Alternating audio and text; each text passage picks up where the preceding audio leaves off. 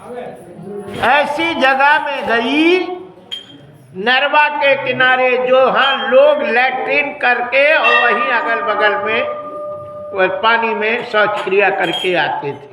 ऐसी जगह में उसको बड़ा अच्छा लगा। याद रखिए, जो पुरुष सज्जन दिशा मैदान जाने के बाद तुरंत स्नान कर लेता है, फिर कछू छूता है ना, वो पवित्र रहता है। उसके घर में कोई भी भूत प्रेत कोई भी कुछ नहीं जाते। और कहीं कहीं हमने देखा है कि डोल डाल हो आए और तमाम घरन में सब छूछा रहे, सब जा रहे, और फिर जय जय सीताराम और कहो नहावे नहीं, फिर भोजन हो रहे, फिर ये हो रहे, वो हो रहे।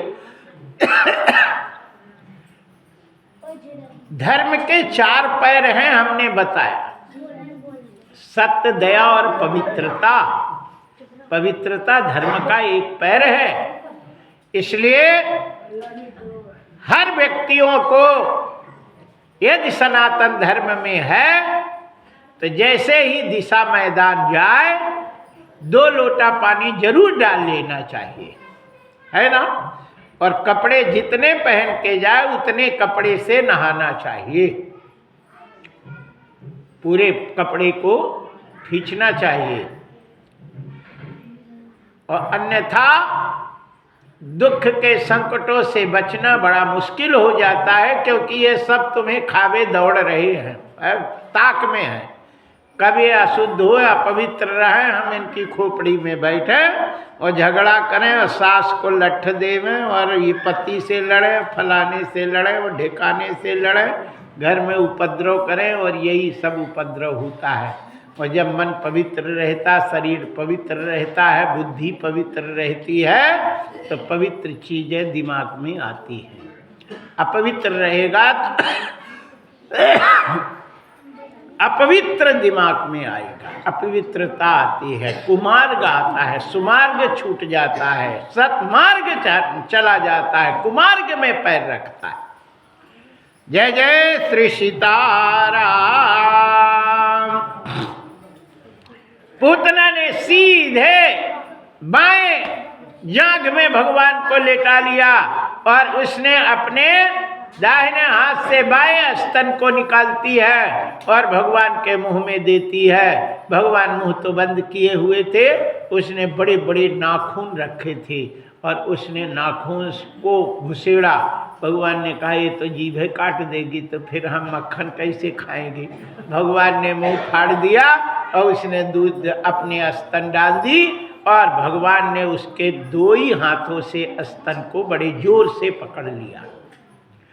गाढ़व कराभ्याम भगवान प्रपीड़ितम अप्राणम समम रोष समन्वपीता। प्राण के सहित उसके दूध पीने लगे। चूंकि पूतना के इतना दूध नहीं था कि पूरे पानपाली वालों को पिला सके, है ना।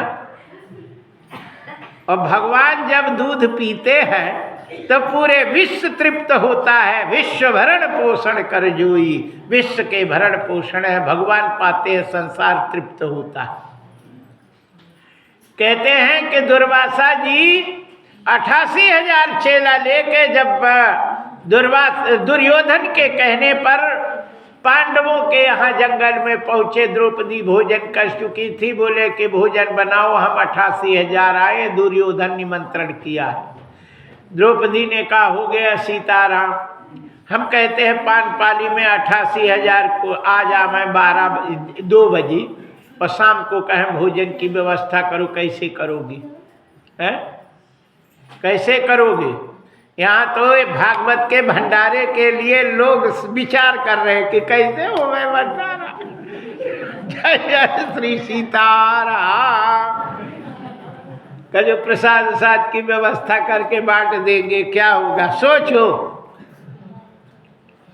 द्रौपदी के यहाँ जंगल में 88,000 का भोजन कैसे होगा? विचार। द्रौपदी बाहर भीतर, बोले देवर ने निमंत्रण किया है, वो तो हमें मेटवे को लगे है, लेकिन महात्मा को क्या पता।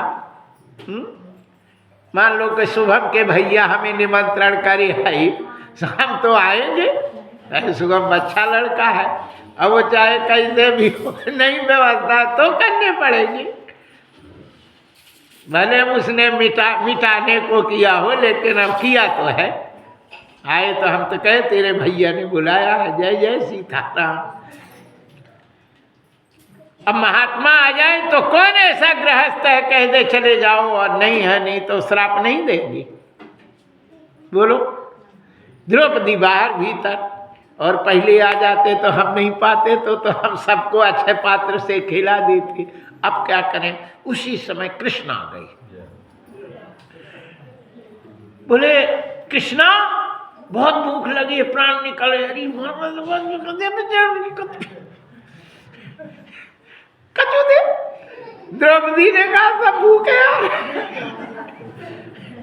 सब भूखे ना रहे।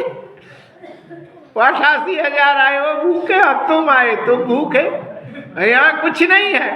बोले नहीं तो कुछ तो कर, कुछ तो कर। वो पाके रीति थी तो पात्र रखा था, भगवान ने अंदर गए पात्र निखारे तो एक चावल का टुकड़ा उस पे लगा था। सो उसको खुरेद के आध पौन थोड़ा हाथ में धर के पानी पिए, गट गट करने लगे, और सारे ऋषि गट गट करने लगे। दुर्वासा ने कहा चेला लोग तुम खाया ना, अब हमारी इच्छा नहीं है। चेला ने कहा गुरु बाबा मेरी इच्छा तो पहले ही मर गई, हम नहीं पा सकते। अरे बोले बैठ जाना थोड़ा कर। अरे बोले मैं सूंघ नहीं सकता, मैं सुगंध जाएगी उल्टी हो जाएगी, पेट घट यहाँ तक भर गया, गले तक भर गया, हम नहीं भगे। और उधर से कृष्ण ने कहा भीम को कि जाओ ले आओ सबको, महात्मा को छकड़े में भर के बैल ट्रक में भर, माल आ रहा पत्तल दोनों सबको बैठा खिलाओ, जाओ जाओ जाओ ले आओ। भीम आए, अरे बोले बाबा जी जय हो, पंगत तैयार है चलो। अरे बोले मैं नहीं आऊंगा, हम तो बोले निमंत्रण तो किए, बोले कछु हो निमंत्रण, हमने कुछ बाबा इधर कुछ बाबा उधर कछु इधर, सब में भाग लिए और भीम किसी को नहीं पकड़ पाए। वो चले आए, बोले बाबा तो भाग गए। याद रखिए जो बुद्धिमान माताएं होती हैं वो पहले भोग बना के ठाकुर जी को लगा देती है, भगवान पा लिए तो सब बढ़िया, सब तृप्त हो जाते हैं सब। और भगवान को तुम ही निवेदित भोजन करही, रामचरितमानस में लिखा है कि जो भी बने भगवान को पहले भोग लगाओ फिर पाओ। ये प्रीतिकरण की रीति नहीं, ये प्रेम करने की रीति नहीं है कि भगवान को कछु लगाओ और खाओ तुम कछु। क्या प्याज बन रही है, क्या तड़का मार के और सब्जी और रोटी और ये प्याज और लहसुन और खूब चक खा रहे। ठाकुर जी को शक्कर और गुड़ धर दिए थे, शक्कर और रोटी, घी शक्कर धर दिए, भोग लगा दिए। एक ऐसे लो लड्डू गोपाल खा ले हो जय जगदीश हरि है। जो ध्यावे फल पावे, दुख बिन से मन का, सुख संपत्ति घरे आवे, कष्ट मिटे तन का, है ना।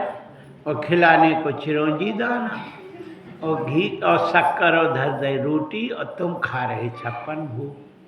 बोलो भगवान ऐसा करते, ऐसा करना चाहिए।